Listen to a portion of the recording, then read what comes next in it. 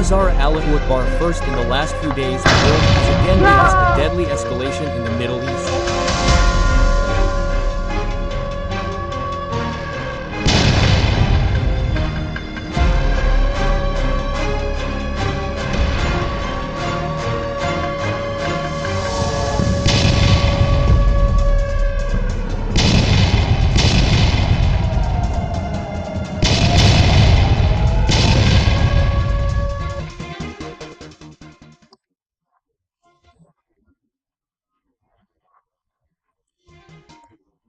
Not just diplomatic tensions, nor just loud statements in the international media. This is an open armed conflict between two major powers, Iran and Israel. From 16 to the 17th of June night, a series of massive attacks were launched by Israel on major cities in Iran under the pretext of targeting military facilities and the command of the Revolutionary Guard. In reality, Israeli missiles also destroyed public broadcasting buildings and hospitals. Civilian casualties fell. For some observers, this attack marked that Israel was once again willing to take great risks against civilians to achieve its strategic military goals. Questions arose from many parties.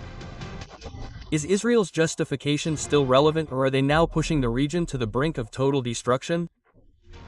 Iran did not remain silent. Ballistic missiles and drones were launched in response. And since then, both sides have sent signals to each other that this conflict will not end anytime soon. The question now is this just a short episode in a long conflict between two countries, or will it turn into a massive regional war that drags in the world's major powers and makes the Middle East a global flashpoint again?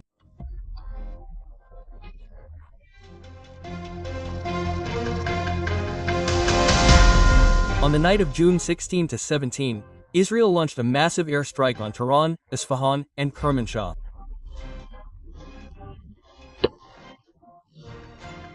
Although the Israeli government claimed that the targets were military facilities, many reports indicate severe damage in civilian areas. A missile hit the IRI broadcasting office while it was broadcasting news. 2 journalists were killed in Kermanshah. A civilian hospital was hit by an explosion. Red Cross volunteers were killed. Amnesty International said that this action risks violating international humanitarian law. For Iranian civilians, this is not just a conflict between countries, but a direct attack on the heart of their lives. Shortly after the Israeli attack, Iran launched a retaliatory operation called True Promise 3. Hundreds of ballistic missiles and kamikaze drones were fired at various parts of Israel, including Haifa, Glilot, and Tel Aviv. The main targets included oil refineries, air bases, intelligence headquarters, and air defense facilities. Iron Dome and other defense systems were unable to withstand all the attacks. Some missiles even escaped initial detection and hit vital targets without warning. In Haifa, a large fire broke out at an oil refinery and a gas depot. The fire ravaged the facilities for more than 6 hours before it was extinguished. 3 workers were killed and a large amount of fuel reserves were destroyed. One of the missiles also hit a military warehouse on the outskirts of Tel Aviv, causing a secondary explosion of stored ammunition. The shockwaves were felt in civilian areas, shattering apartment windows and causing mass panic. The explosion in the Glilot Industrial Center proved that even the headquarters of Israel's elite intelligence unit 8200 is not completely immune. Satellite images showed destroyed hangars and communications antennas. Although Israel did not officially acknowledge the images, they were widely circulated on social media. Iran stated that this was a warning, not a full-fledged attack.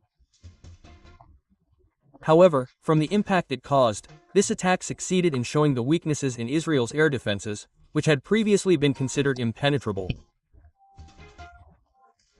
Moreover, this ballistic attack caused a domino effect of fear, disorientation, and disruption to Israel's economic life.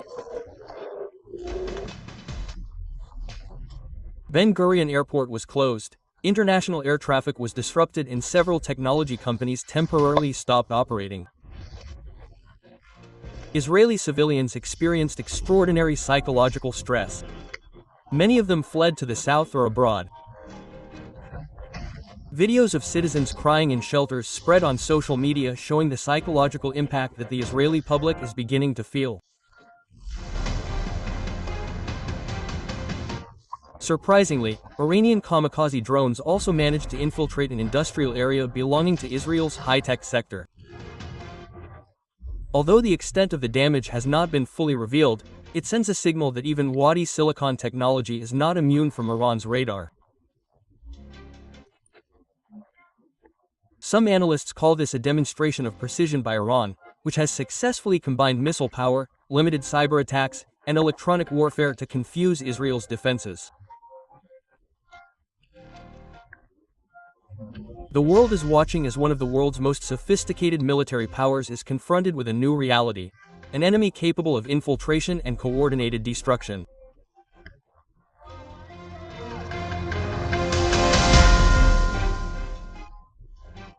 In Iran, thousands have fled major cities, power supplies have been disrupted, hospitals are full, and communications have been crippled in parts of Israel. Despite its multi-layered defense system, citizens continue to live in high tension. Underground bunkers.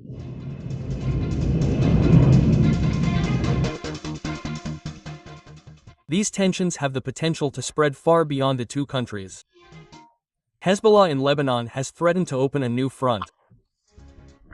Shiite militias in Iraq and Syria are also ready to respond if Iran is attacked further.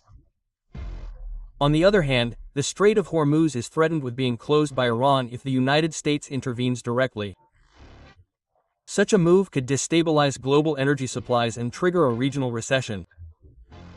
The presence of the United States and NATO military fleets in the region continues to increase. If their facilities are affected, direct confrontation is inevitable. Turkey and Saudi Arabia are trying to mediate, but their sensitive positions limit their room to maneuver. If the conflict escalates, political pressure and alliance blocs could divide the Middle East into two new poles.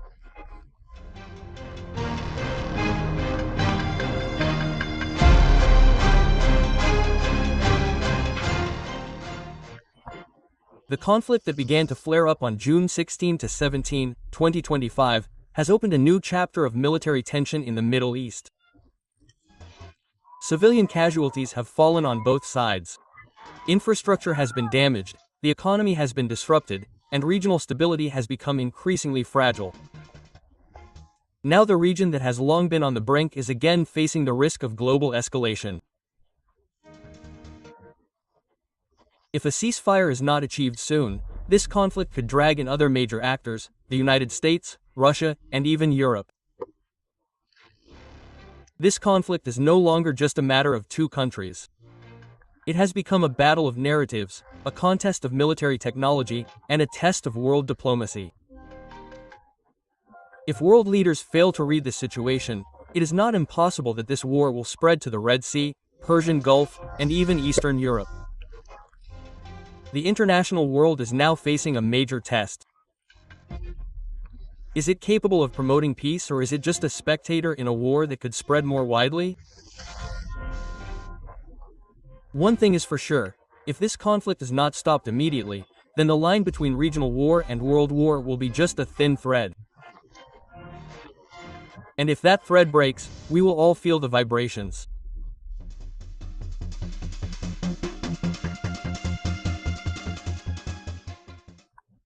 This video is presented for educational and informational purposes based on facts and balanced analysis. We do not promote violence, hatred, or hate speech against any group. This content respects YouTube's policies on hate speech, violent and provocative content, and misleading information. YouTube policy references and laws related to YouTube's community guidelines, the Indonesian Electronic Information and Transactions Law, and the International Convention on Human Rights.